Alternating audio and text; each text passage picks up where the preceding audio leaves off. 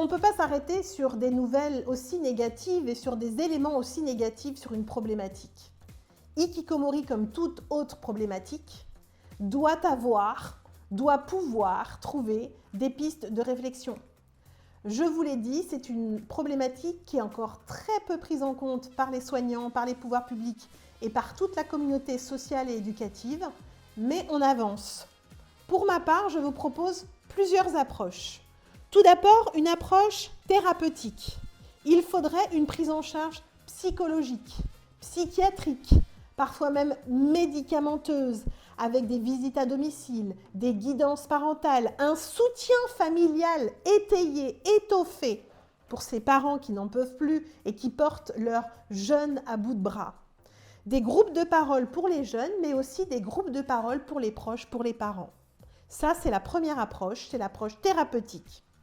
La deuxième approche que je pourrais proposer, c'est une approche sociale, avec des activités de groupe, mais entre pairs, c'est-à-dire d'anciens hikikomori qui viendraient en fait porter leur père, PAI, et qui viendraient proposer des activités à des hikikomori qui commencent progressivement à se dire qu'ils peuvent renouer petit à petit des interactions sociales. Ça ne peut pas se faire au début, c'est progressif. Ensuite, une approche éducative, car oui, éducateurs de toutes sortes, éducateurs spécialisés, éducateurs de jeunes enfants, moniteurs éducateurs, animateurs, toute la communauté éducative, vous avez un rôle à jouer dans ce phénomène en fait, de réclusion à domicile. C'est apprendre ou réapprendre les compétences sociales, comment on interagit avec l'autre, quels sont les codes sociaux. Tout ça, on pourrait le mettre en place avec des VAD et la formulation d'objectifs, mais des objectifs tout petits au départ, des objectifs qui ne font pas peur et puis qui sont croissants et qui vont au fil du temps augmenter. À ce propos, en fait, j'ai accompagné plusieurs hikikomori. Pour l'un d'eux, par exemple, il habitait à 10 mètres de la bibliothèque. Je lui avais demandé, parce qu'il avait envie de lire des mangas, je lui avais demandé de se rendre à la bibliothèque pour aller voir les horaires. Il était sorti, donc il avait fait 10 mètres, il avait pris en photo la pancarte horaire de la bibliothèque. C'était un tout petit objectif, mais qu'il avait su remplir et il en était très fier. Le deuxième objectif, ça a été de rentrer dans la bibliothèque, sans parler à personne, mais au moins de franchir le seuil. Il était fier d'y avoir parvenu. Et le troisième objectif, c'était de rentrer, de dire bonjour et d'aller trouver le rayon manga. Et puis ensuite, l'objectif suivant, de dire bonjour et de demander un renseignement. Vous voyez, les choses se font petit à petit. Et il ne faut pas dénigrer les tout petits objectifs qui sont des petites pierres à l'édifice. La dernière approche que je peux proposer, c'est une approche scolaire. Pour ceux qui sont en formation ou qui sont encore à l'école. N'oublions pas que ça commence à 14 ou 15 ans.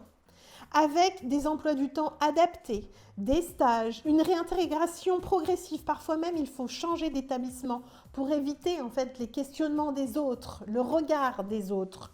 Il vaut mieux arriver tout neuf dans un autre établissement pour certains. Il faut un lien avec les enseignants, il faut une formation auprès des enseignants. Et puis, il faut aussi dire au hikikomori qu'il ne doit pas rester passif. Donc, une production de devoirs, d'abord à domicile, et puis, si possible, tout doucement, une production de devoirs à l'intérieur de l'établissement, collège, lycée ou université. Les objectifs de ces prises en charge, moi j'en vois deux objectifs principaux.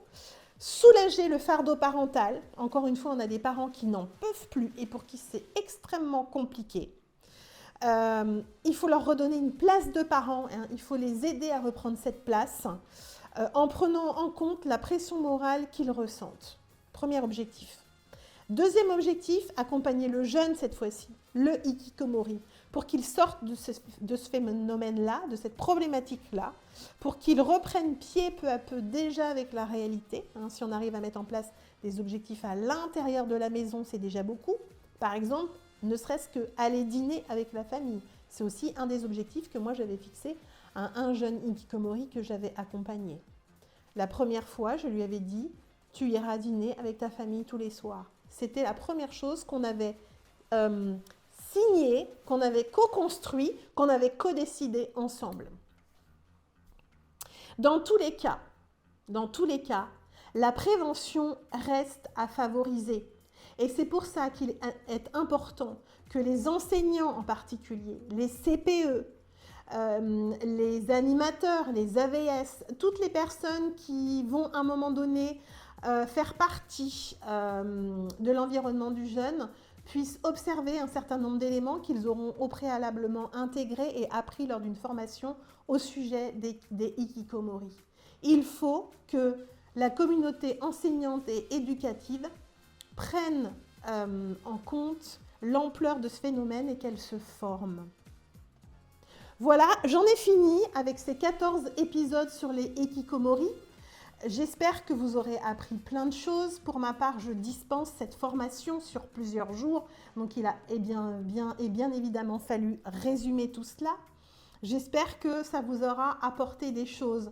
Pour ma part, je vous invite à vous rendre sur mon site internet, Artisans du lien social, où j'édite, où je mets en ligne progressivement et régulièrement des épisodes, cette fois-ci écrits sur une partie blog sur mon site, de l'accompagnement d'un hikikomori que j'ai pu suivre pendant plusieurs mois.